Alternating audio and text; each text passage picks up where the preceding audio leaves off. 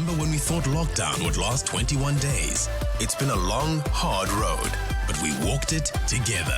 702, let's walk the talk. Clement Manyathela on 702. Let's walk the talk on 92.7 and 106 FM. 8 minutes after 10 o'clock, Malan, welcome to the middle hour of the Clement Manyathela show. Thank you so much for all your calls, your SMSs and your WhatsApp voice notes during the 702 open line. Let's walk the talk. This is Clement Manyathela on 702. So welcome to this special broadcast. We are not only live on 702, but we're also streaming live on Facebook. And in this hour, we're looking at the year that was. A year living under lockdown. A year that was difficult for so many people, for so many reasons. It was this week, last year, when President Cyril Ramaphosa announced the 21-day lockdown as part of efforts to curb the spread of COVID-19. My colleagues here on 702 have already this week looked at mental health during lockdown, human rights, working and schooling from home, the medical response, the economy, and we are today looking at the politics of lockdown, the role of political parties. We'll look at the media coverage, government's communication, and the relationship with scientists, and of course the PPE corruption. If you want to reflect on the past year and the politics of lockdown, you can call us on 011-883-0702. Send your WhatsApp voice notes to 072-702-1702.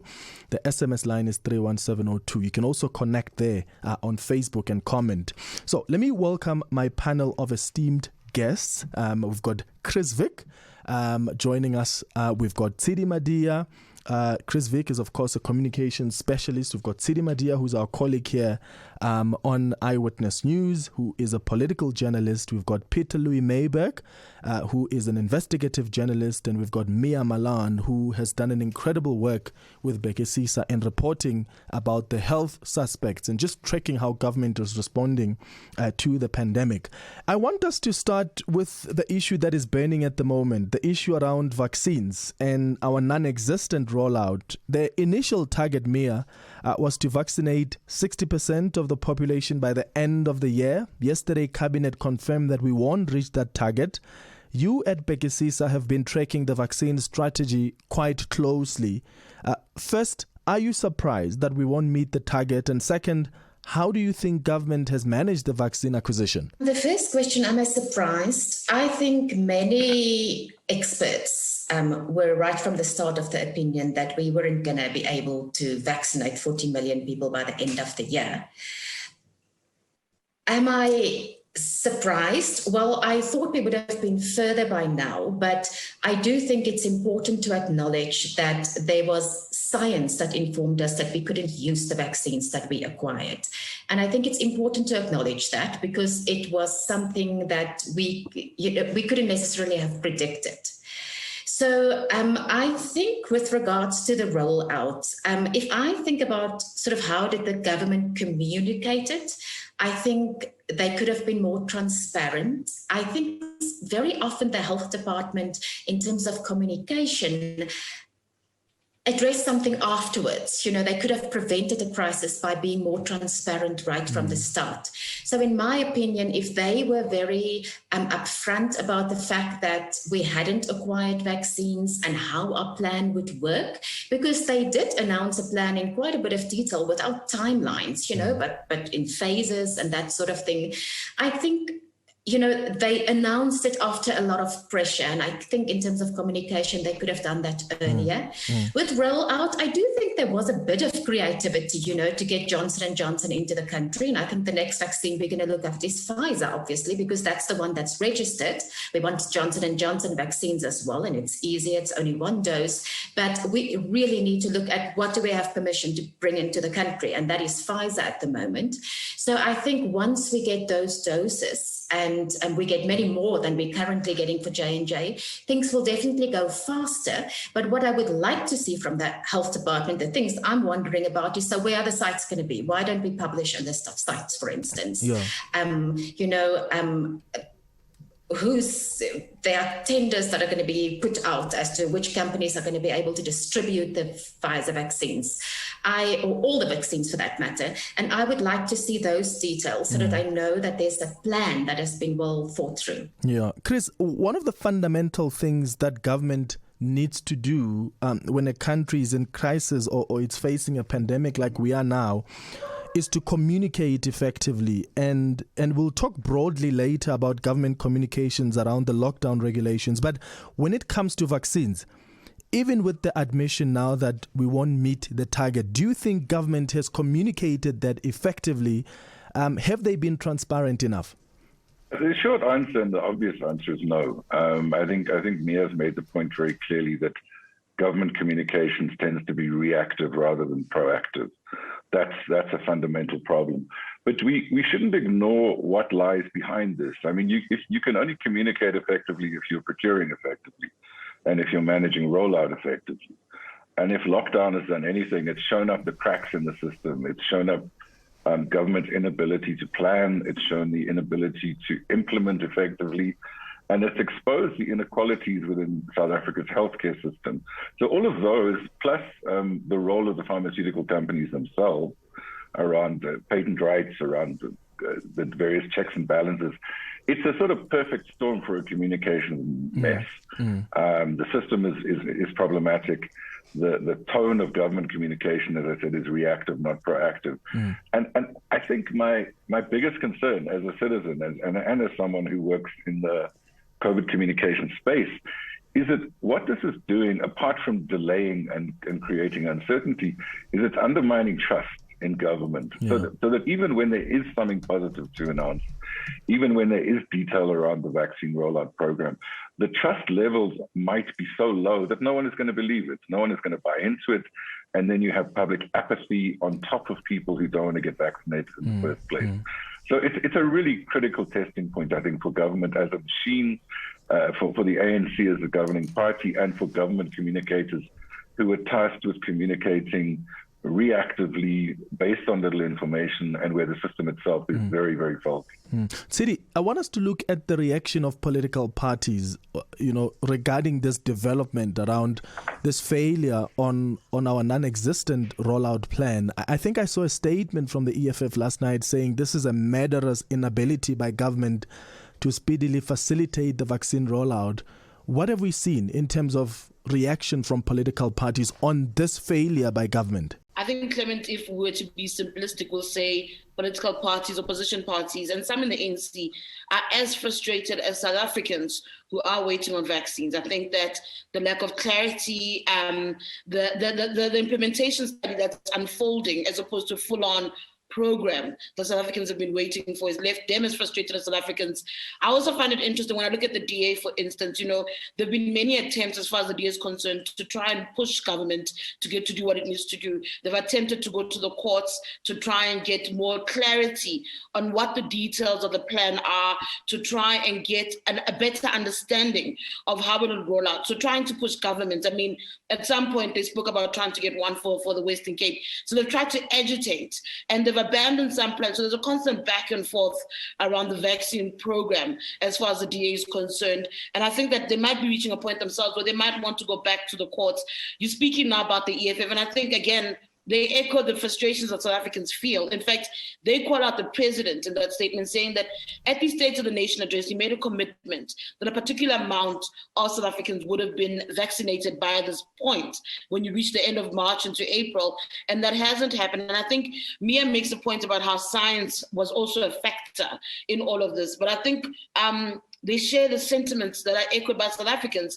And Chris speaks about how you can't communicate what you don't know. And I think that's what we're struggling with, is that even opposition parties have so much room in terms of what they make, in that they don't know, they make noise about knowing and don't that because lackluster approach on government getting this the Peter, let me bring you in. Let's talk about why we find ourselves where we are now, where the rollout program hasn't started. Where we are going is we are possibly going to miss target to reach the population immunity by the end of the year. How much of this had to do with the corruption that we've seen in government, the mismanagement of funds? Because I think apart from starting the negotiations late, there were concerns about the money and whether it was readily available on government side to be deployed for vaccines as early as last year. Yeah, absolutely, Clement. Look, so I think we should be careful to mix the two kind of broad, I suppose, stories that we're tackling now. The one being the PPE corruption and the second being the rollout of the vaccines. I think we've largely grappled to this date with the corruption involved in not only the PPE acquisitions, but all manner of emergency procurement that was rolled out last year. You'd recall that the PPE became quite a buzzword when we thought about corruption in terms of the COVID-19 expenditure, but it really extended beyond that. There was the fumigation services, of course, a communications contract awarded by the Department of Health, and so on and so on. So that was largely the kind of issues we tackled in terms of accountability journalism. We haven't really yet delved into the vaccine acquisitions issues yet. And the reason for that it speaks to what we've been talking about already, and that's communications. It has thus far been disturbingly difficult for media outlets to get any real and usable information from the Department of Health and from government in terms of the expenditure towards the vaccine acquisitions and the rollouts. So, I think Chris mentioned that, or it might have been Mia, that on the one hand, we will see large-scale expenditure being channeled to these international vaccine manufacturers. But of course, that's not going to be the end of the expenditure. There will also be quite a lot of money involved in distribution contracts, storage contracts, and so on. And those contracts are ongoing. You'd recall a while ago, there was a bit of a hullabaloo when it became known that Bidvest and DVS and a couple of other kind of large logistics companies had acquired through a closed tender process, the initial contracts to start delivering some of these early rounds of vaccines. And then there was a bit of a backlash, and an open tender process was launched, and I do believe that is still being concluded.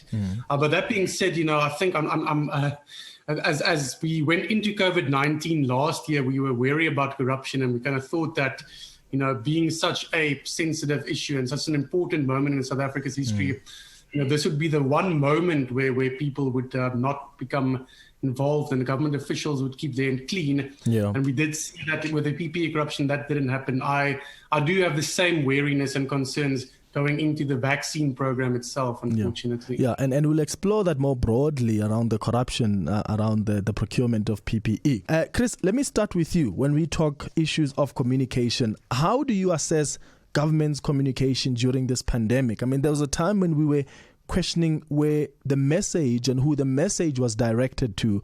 There have also been many contradictions, confusion, about turns on some of the lockdown regulations. I think twice we saw the president make an announcement during his address to the nation, and then a few days later, government announces the opposite.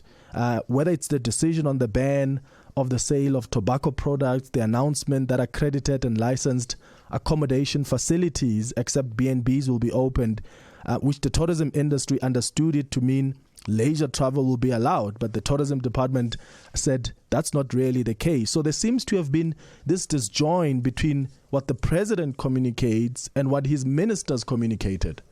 I think, Clement, you're right, but it's important to acknowledge that communication within government is often seen as a service function, which is a problem, right? I mean, I think in other societies, it's seen as being crucial in terms of shaping public opinion and creating dialogue with society. In South African government environments, the people that you and I and other media workers interface with are often functionaries, and I don't mean that in a demeaning way. Their ability to communicate, their ability to shape communication strategies often depends on the political principles or the political realms that they work in. So again, weak communications is a reflection of weak leadership. It's a reflection of weak decision-making and of the tensions that exist within cabinet, for example, around banning cigarettes or not. The one thing that has come through quite clearly is that even though there was time for government to prepare for this pandemic, there wasn't a communication strategy being prepared alongside that. Yeah. And that applies to every step of the way. Every time there's a wave, first, second, third wave, communication is reactive, not proactive. Announcements, as we've discussed around vaccine rollout, etc., are not proactive. And there hasn't been up until recently any consistency in messaging. But having said that, in the last 2 months, from what I've experienced, the government communication and information system is starting to improve. It now circulates messages to civil society organizations like COVID Comms. They go into NEDLAC, to labor, to business, etc. So there's the beginnings of consistency, at least in the messaging.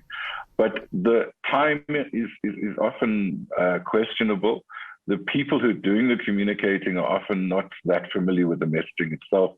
And there's almost a bit of a competition that started to develop, either between different ministers or between different centers of power within government, all of which, as I said in my first input, contributes to a drop in public trust. And I think if there's any kind of review process within government on the last year of lockdown, I really, really hope that some serious attention is being paid to the own goals that government has scored from a communications point of view, the opportunities that have been missed, and the real need to get it right as we approach the third wave, as the vaccine rollout program supposedly is going to happen. There's got to be a more focused approach. There's got to be more visibility of someone like the president, for example. There's got to be more leadership shown so that society can be convinced that government knows what it's doing and is communicating it in an honest and transparent way. Yeah. Mia, do you get a sense that there was enough emphasis on the health messaging, or did government focus on the regulations initially and the need to enforce the lockdown, and not so much on the health suspect and the need for behavioral change? Or is the issue here perhaps that, government didn't know much about the virus? Look, I do think that you make a point that at some stage, for instance, when we created our lockdown policies, there was no evidence. It was really just going on what some countries did and see if that worked for us.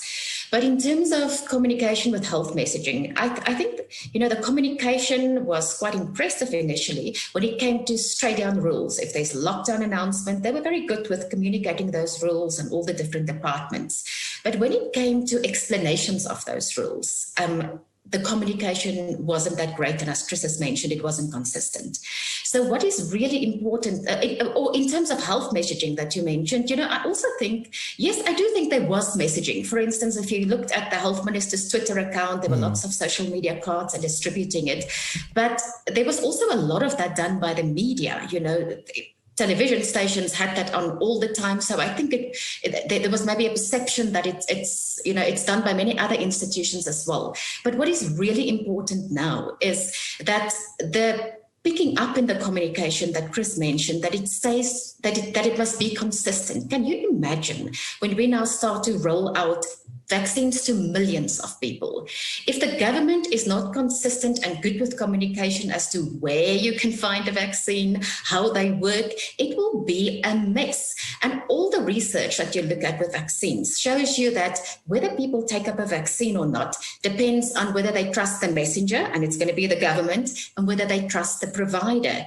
And if the government doesn't do good communication around it, there would be a severe lack of trust in this. So it would be essential to have a communications plan. I hope there is one. Chris has mentioned that often there hasn't been. I hope we've learned from the past what happens if there isn't a clear one, and that we will now, communicate, because people are not going to take these vaccines if they don't know where to go, if they don't trust it, and if they don't know how they work, and sort of if they don't understand that all the vaccines we get are safe and effective, people are going to want to choose on the basis of the efficacy of the vaccine, and it's not going to be possible. So it's really, really more important than ever that we get messages out, that the health department gets it right, and also us as the media. We're talking about a year in lockdown, and we're looking at the politics of lockdown, and we've been focusing on communication. And Tshidi, this is where I want to bring you in to talk about how political parties have been doing since lockdown.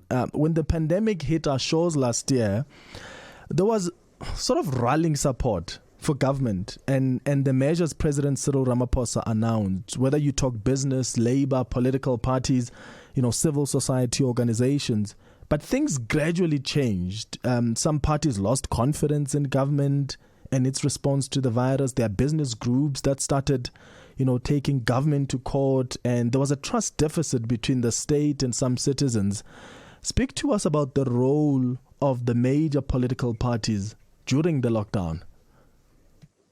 I think the phrase trust deficit keeps coming up over and over again. And I think that speaks to what this country's relationship is with its government. And political parties will not be any different from what we experience as citizens in the country. The first few weeks, there was some level of solidarity. And I remember speaking to Alex, to me, it shows that our political parties actually can rise above petty party interests and put the country first. However, that lasted a few weeks, Clement.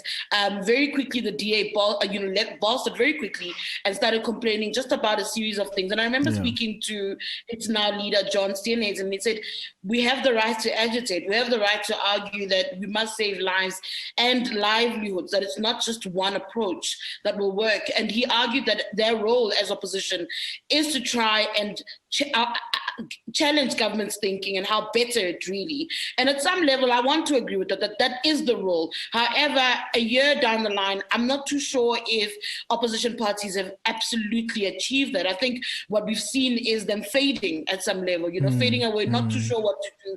I remember the Clicks protest that EFF had, someone saying it's almost like they knew that they were dying in the middle of the lockdown, that they were fading into nothingness and needed to find something to try and remain visible and in the public eye's interest. So it's been a very difficult process for them to navigate. And I think they speak about the halting of political activity and the impact of that on their parties. They were looking forward to level 1 so that they can have some activities. Some of them haven't been able to run even regional conferences because of the lockdown. I think that it's been a difficult time, but I think what we've also seen is they've gone back to who and they were. It's reset their settings back to pot shots at one another. You looked at Parliament a few weeks ago, I think after the State of the Nation, and it was really it was a roast. It was a roast. We're in the middle of a pandemic. There are very big concerns. Our political parties are more interested in burning each other and taking personal shots at one another, almost forgetting that, we're still in the middle of a pandemic. And I think that's big criticism that has been meted out at opposition parties, that you forget what the issue is. And strangely enough, I think about even the consultations that Ramaphosa had. We often lambaste the president for just doing way too much, consulting way too many people and not being decisive enough. At some point, they were consulting at all times, but I think first the DA let go, and then the EFF wanted to let go, and then the president, and I also think he was in the wrong, then eventually just gave up on consulting opposition parties. What we have now, a year down the line, are opposition parties being upset that they're not being consulted with about the way forward.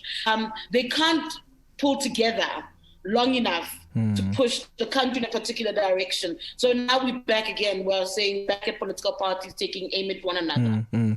Pieter-Louis, part of the communication from government during the early stages of lockdown was around the relief funds. The president announced the 500 billion rand relief package. And my goodness, little did we know that there were vultures listening to that and getting ready to loot. Do you think when the president announced that relief package, there should have been a warning that don't even think about it? Or was the president naive?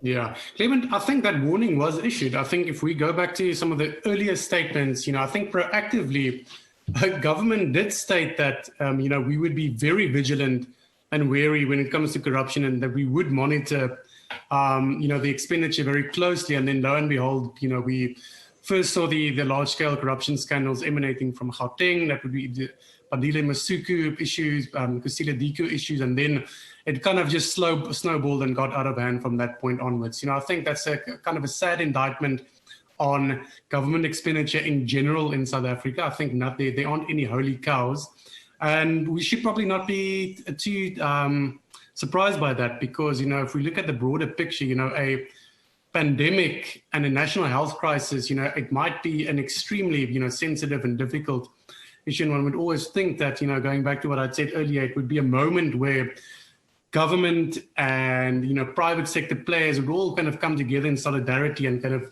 mark this as a moment where for now, we're not going to get involved in any sort of funny business. But if we look back at earlier large-scale procurement projects in South Africa, expenditure on Eskom, expenditure on our railway lines, expenditure on health earlier, water and sanitation, those are all national projects of high importance, and they all became subject to large-scale looting. So I think maybe all of us were slightly naive, believing that, this time around, because it's COVID-19, because it's a pandemic, there would be some solidarity among the looters, and they would come together and kind of just step back for a moment. Yeah. It's just so weird. I mean, we're talking about a pandemic here. I mean, the last thing you want to do is try and loot and be so selfish. And it's just so weird that you must even issue a warning. In fact, I remember a clip that my colleague, Tshidi Madia, before it all started, actually asked the president about it because of the government we're dealing with. Here's Tshidi. Here's a clip of Tshidi asking the president that, are we not going to find ourselves where later on we talk about corruption? Thank you. Tshidi Madia from News 24. It's almost a two-pronged question, sir. The first one I've got to ask about the 20 billion that's going to the municipalities. What is being done to prevent what we've been seeing from happening? You yourself have raised concerns over councillors disrupting food chains. A lot of corruption happens at local government level. What is going to intervene and stop what we know to often happen in our country? And I just quickly wanted to ask your conversation with President Donald Trump, American president, who initiated, and also did you express your views around the cutting of funding in this conversation with him yesterday? Thank you. Well, on the money that we are going to make available to municipalities, our municipalities have come forward to us to say that with the lockdown, they are not able to collect their rates and taxes, and they are running short of resources and funding. So we responded positively to their request that we need to enable our municipalities to have the resources. But more importantly, we are giving them another task to make sure that the water tanks are actually installed, because that's their responsibility. But we're also making sure that sanitation needs to be looked after. And we are going to keep a hawk's eye on how the money is going to be spent. I spoke to the Auditor General yesterday, and I said, Auditor General, we need to put in place systems on a proactive basis to prevent the abuse of the resources that we are putting in place, so that money does not end up in people's pockets. Like, for instance, with food resources and food parcels, we abhor the fact that there have been stories and allegations that some of these have ended up in people's pockets, and councillors have been abusing this. So we want to stamp that out from the onset, and we actually want to take proactive and are taking proactive steps to ensure that it does not happen. I do not want to hear of a commission request after the COVID package. I just don't. So this is the president answering Tshidi Madia's question. Food parcels, and when you think of the corruption around just that, and the president saying there's a hawk's eye, we're keeping a hawk's eye on how money is being spent. Chris, do you think government in its communication about this corruption was clear and transparent? I don't remember a press briefing being called by the president or the premier or MEC to address the corruption on the procurement of PPE. It was first the expose, and then the ducking and diving, and then the public pressure to act, and then outrage, and then government officials start acting. How did you see it? Exactly the way you've explained it. I think that's the reality. But we also shouldn't ignore that the system that is supposed to hold people accountable by arresting them, charging them, and putting them in jail is incredibly weak too, and it has been for decades.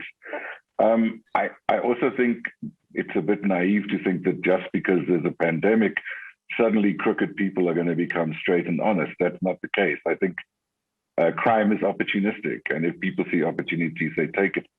But to sort of get back to government communications, I think that message from the president was important. Whether there's been follow-through is another question. But it has to be a mantra. There has to be visible action against people. It has to be quick. You can't have people on suspension for 9 months with nothing being done. and it has to be very visible. And that's where I think government is missing an opportunity. It's not to say that we want to see images of PPE crooks being arrested in their underpants and taken in leg irons to jail. But I think we need to see visible evidence that there is this commitment that the president talks about. Because I think a lot of the messaging that has come out is often platitudes. It's intended to sort of pacify people rather than to energize people. And that's a major problem, particularly when the president is not as visible as he could be. And when there is division within the governing party around how to deal with these things. So again, a perfect storm, a system that has problems of its own, a society where corruption is increasingly becoming the norm, whether it's bribing a cop or forcing school kids to pay for exam results. And then alongside that, a communication system which is very, very weak. But I'm not pessimistic. I mean, although these are very kind of negative issues and they're difficult to deal with, I think that there is some serious attempts being made to tighten up the procurement systems, to arrest people. It's just happening too slowly, and as I say, it's not happening in a visible way, and a way which will unite honest South Africans to either disown or snitch or act against the dishonest South Africans. Because I think ultimately a lot of what we're talking about, we expect government to do. But these are societal problems. Civil society has a role to play, the churches, the trade unions, business, because business is the tangoing partner in all the corruption that we've spoken about. There's got to be that sort of national call to not just obey the lockdown regulations, but build a deeper sense of accountability and honesty so that we don't end up robbed blind by the end of this pandemic. We continue with our special broadcast. We're looking at the year that was and the politics of lockdown.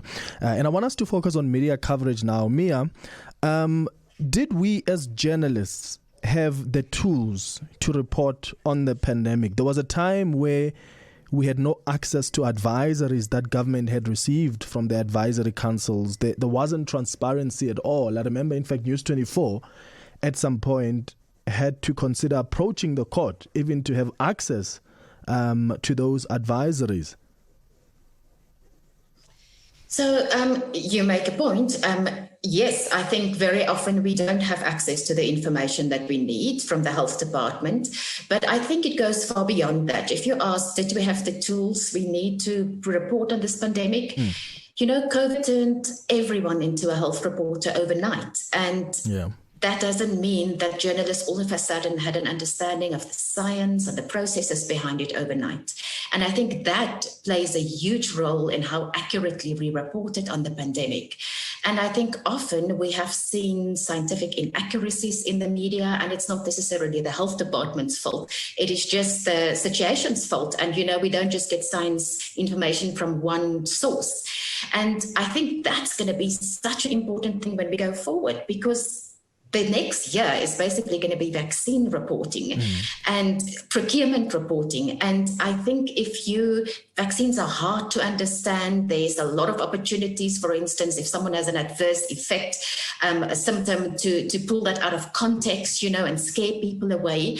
And I also think when it comes to media coverage, because of a lack of understanding sometimes of the processes involved, I have seen sort of investigative reports that sort of aim to have like Gupta-like investigations in COVID, where in areas where there really weren't things like that to find. So, for instance, to report on whether J&J, when the government met with Johnson & Johnson, on which exact date to procure vaccines, I didn't find that helpful at the time when it was done. I found it more helpful to think about the process ahead and say, well, let's look at whether there's a plan now and put pressure on the government so that we can make sure the future sort of like goes well and not the past. And I think if you didn't have an understanding of how registration of vaccines work and how vaccine rollouts work, it was hard to think that way. So I think something we need in the media is not just more access to information from government,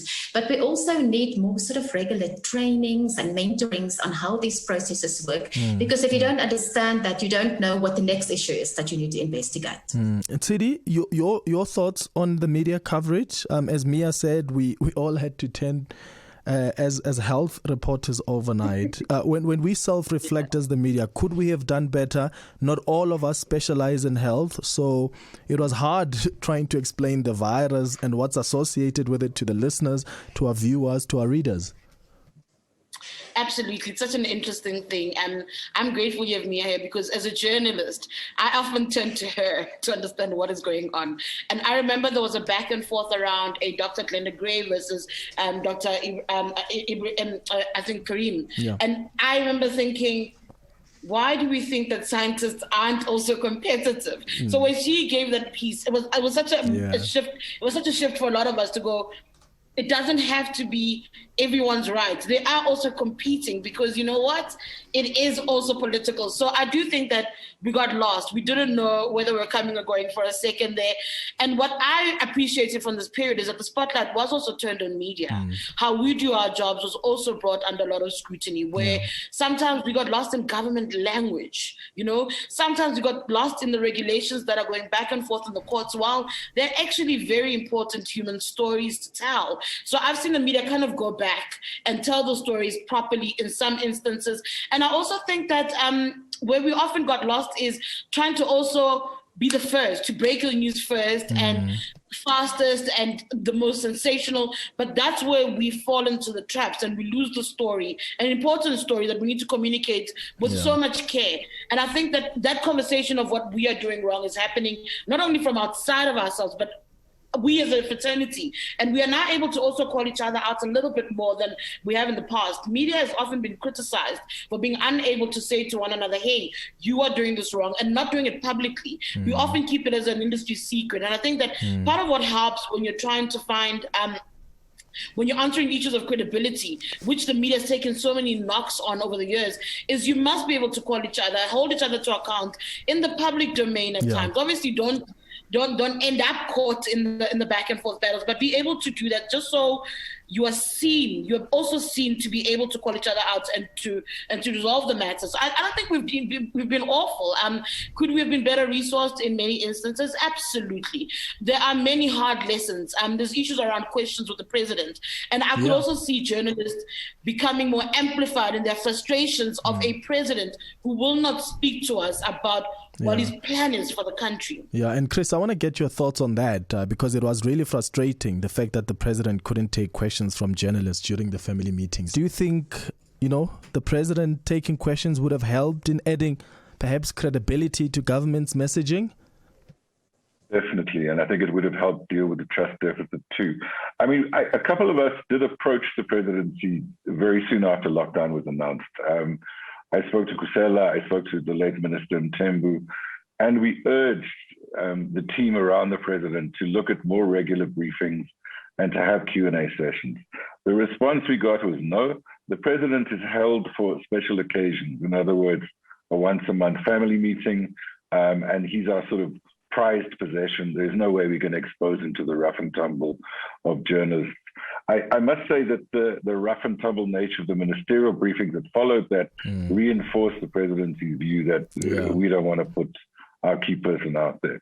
So we tried. I know Sanef has tried, but the principle seems to be that the principle is rare, and when you get access to him, that's it. You must just take what he takes and deal with it.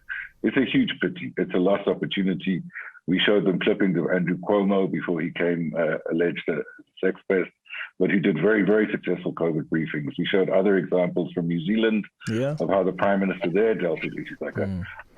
But it was a political decision, and I think government is suffering the consequences of that. Yeah, I mean, even Donald Trump was at some point availing himself to take questions. Thank you so much, guys, for joining us for this panel. Chris Vick, Tshidi Madia, Pieter-Louis Myburgh, and Mia Malan. I appreciate you making time to reflect with us on the politics of lockdown as we mark a year since President Cyril Ramaphosa announced the 21-day lockdown as part of efforts to curb the rapid spread of COVID-19 last year. 702. More than a radio station. Let's walk the talk.